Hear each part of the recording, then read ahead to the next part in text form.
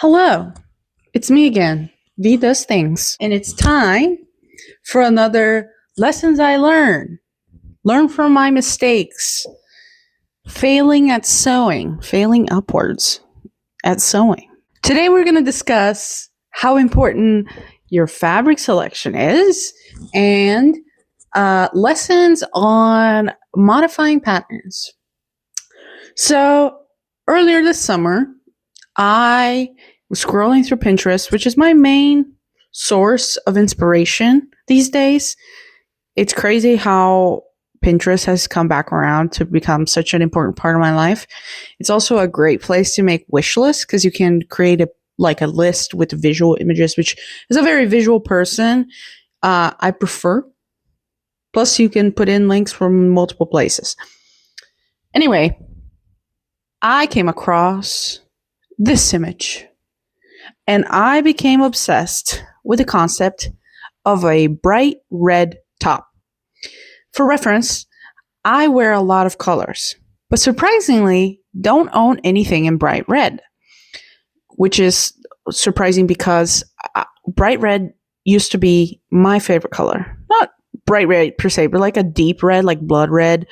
Like red is one of my favorite colors and has always been, but somehow I don't ever wear red.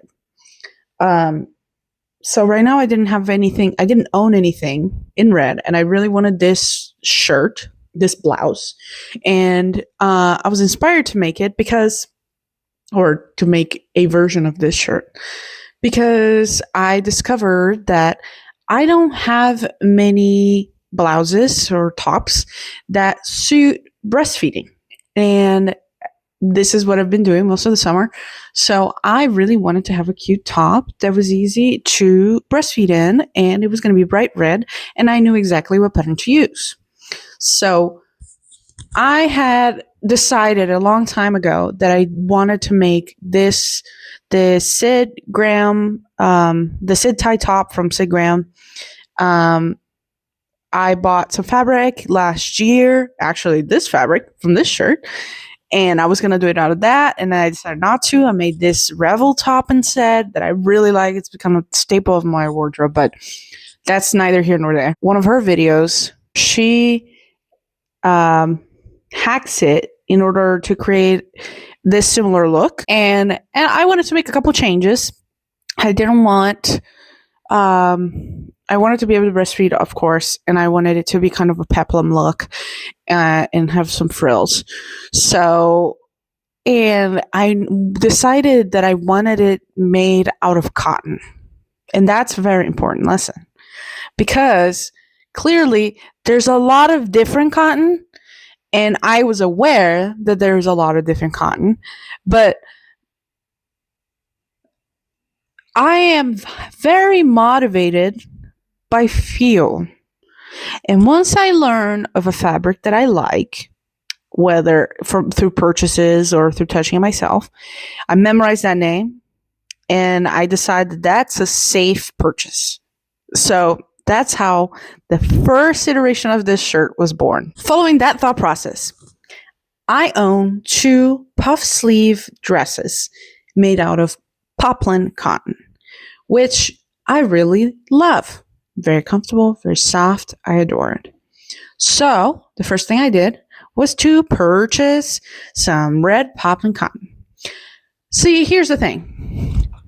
What I wanted to do with this blouse is have 3 ties in the front, and I wanted the peplum end. So I decided to use the top of the dress version of this pattern, and then use the top of the skirt part of the dress and trim it and keep the sleeves the same and go with that. See, here's the thing. Poplin is a very structured cotton. It is soft, but the look I was going for was not a structured top. We were looking for drape, something that poplin does not have. Well, it does, but it's a very subtle drape. So I made the shirt as I just described, And this was the end result. So here's version 1. As you can see, I think that the color is great. And the sleeves have this beautiful shape. And overall, it's a very beautiful garment. But it's just not what the vision was. The structure of the poplin really causes this to flare out in a way that I don't find flattering. And I realized that this amount of opening was not accessible for breastfeeding. I needed it to go lower. So the proportions, the pattern needed changing, and the fabric needed changing here.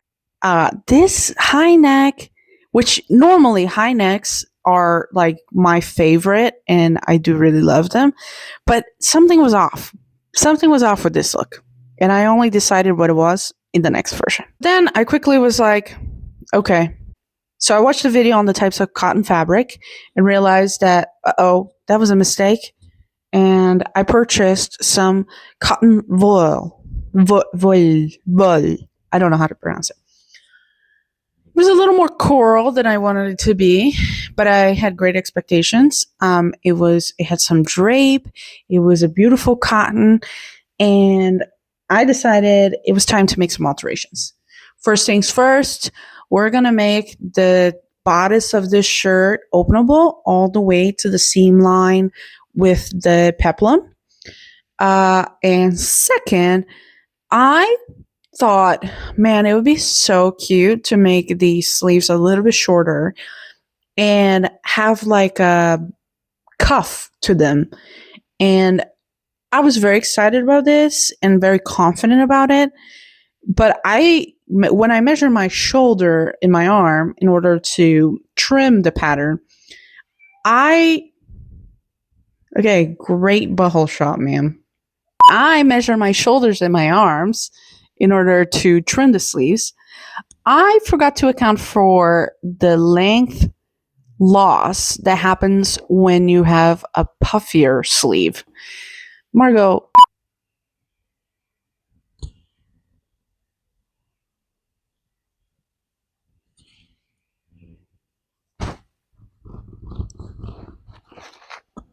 As I was saying, when I decided that I was going to shorten my sleeves, I measured my arms and my shoulder to determine what length I wanted them to sit at, forgetting to account for shrinkage that was going to happen once I puffed the sleeve. And so did not notice that until the final product was done. Mind you, I really wanted to make a very beautiful garment. So I biased covered all the seams because I did not want to have I did not want to purchase color matching thread for my serger, and 2, I wanted it all to be in one color, and I wanted it to be beautiful inside and out. Channel my inner Carly B. You know what I mean? And it was only when I put it on afterwards that I discovered these results, which is that the measurement I took for the cuff was supposed to fit my elbow crease, not my bicep. And so it's very tight and it pulls at my chest because of that reason. And also, I still don't like the high neck. I really was like, man, I really don't like this. Turns out maybe the problem is the high neck, and that's what the problem is. Like, I've always liked like kind of closed shirts that go really high up on the neck. And I think because my breast is like larger because I'm breastfeeding, I'm just not used to that new look, and the things that look flattering on my body are not the same anymore. So this is version number 2, and I think the issues are pretty evident. The color is great. I mean, it works. I wanted a deeper red, but the sleeves turned out so cute, but not at all what I intended them to be. I intended for them to hit like at the elbow crease, which means that they're really tight on my biceps right now. Maybe if I lose some of the baby weight, that it would look more flattering. But it also, like, the pattern just has a lot of ease because it's supposed to be more of a baggier look, and it just doesn't look flattering with the frills. Like, it makes me look bigger than I am. And once again, the neckline is just high, the proportions are off. It's just not working out for my body type. And it sucks because this is a very beautiful garment that I'm really proud of and I spend a lot of time in, but I just can't wear it as is. I would probably have to make some changes to it and lose some weight for it to look good, because my arms are strangled right now. But here it is. It's pretty, just not what I wanted. So then began the next decision, which was modifying the neckline. I made two toiles, and where I had two different shapes, like more of a V-neck versus more of a scooped like drop of the neckline. And I picked one that I liked, and I decided that I was going to just make the tank top version of the top with the new neckline to confirm that I liked it as much as I did. And I was already going to make some shorts with this bed sheet, so I decided to make a matching set. And I'm also very proud of these shorts because I bleached them in this pattern, and I'm very proud of myself because I think it looks really cool. And I want to do more of that.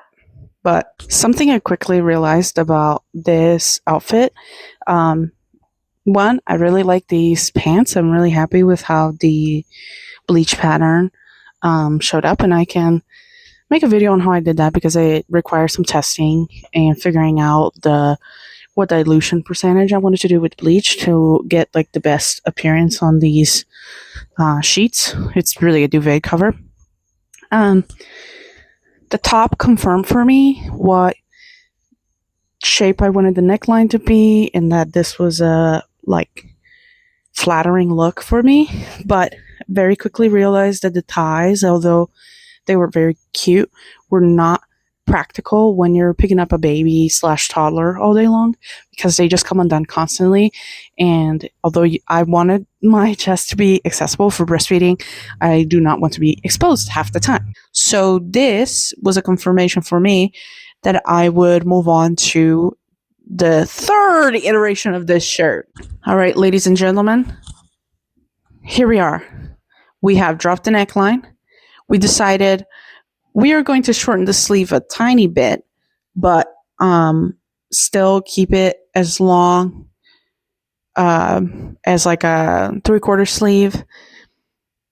And we are going to add some darts, because turns out part of the issue was also that I wanted a peplum, and that kind of required a more fitted look on the upper body in order to create like that really hourglass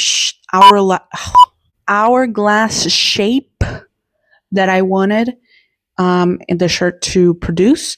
So I did some messing around with some darts. I added the darts in the back. I'm really proud of how these look. And I'm going to be using these lessons on making darts, because I kind of just whip this when I recreate my next project, which you'll see soon. I haven't gotten there yet. But this is the final product. This is the third iteration of the shirt. Yes, once again, I biased, encased all of my seams because I wanted to create a beautiful product.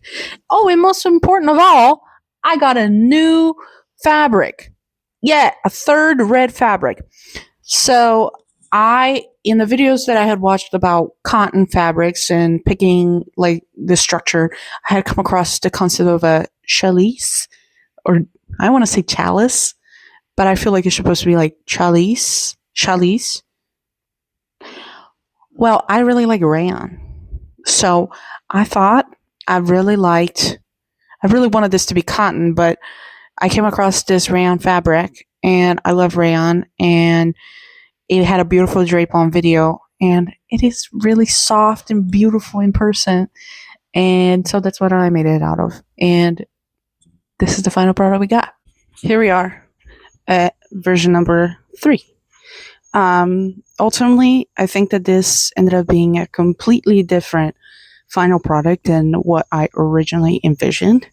Um, Between the ties, the distribution, the lower neck, and just the overall fit of the shirt, we deviated pretty far from the original inspiration picture. I think that I'm still getting used to my new body, and this makes me feel more comfortable in it currently. But I do have to admit that in watching these videos back, I realized that version 2 is not as bad as I remember it now. And I don't think that my body's changed so much since I made it that that makes so much of a difference. But I definitely feel like it does look different.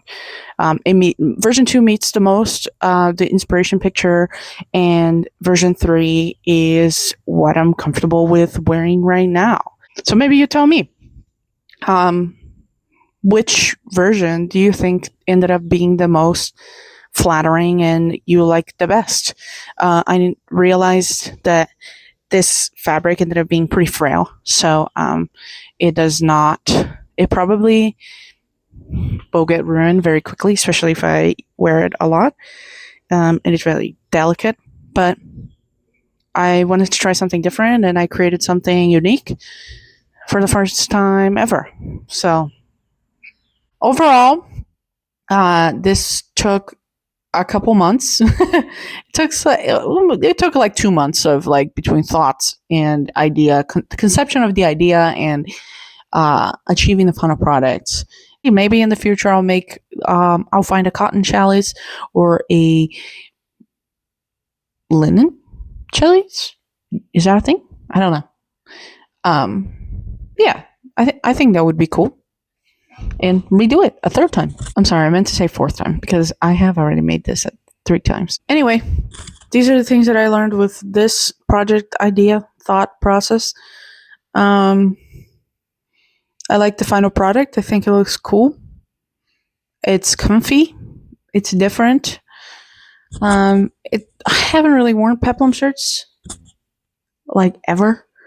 So why I invested so much time into something that I didn't even know if I was going to like? Good question. I don't know. I had an idea. I thought it was going to look good, and it just was different. It took some adjusting. It was a process. So that being said, tell me about some lessons you learned about fabrics and things you wish you knew and mistakes you made in that sense, because it has certainly been an interesting journey to get this shirt made. Anyway, see you next time. Say goodbye to Margot. Bye, Margot. You're really ruining the vibe. Oh my god. Ma'am. Ma'am. This is Margot. She has joined me now because she's very needy right now. She's purring. Can you hear her?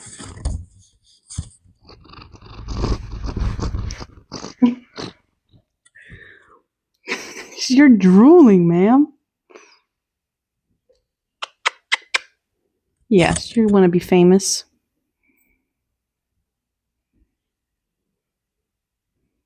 Can you make yourself at home and like let me do my thing?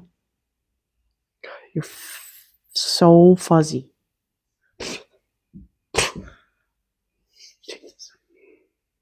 Margot has like the softest fur I have ever encountered, but she sheds so fucking much. And I already brushed her yesterday, so I don't want to harass her again. Oh man.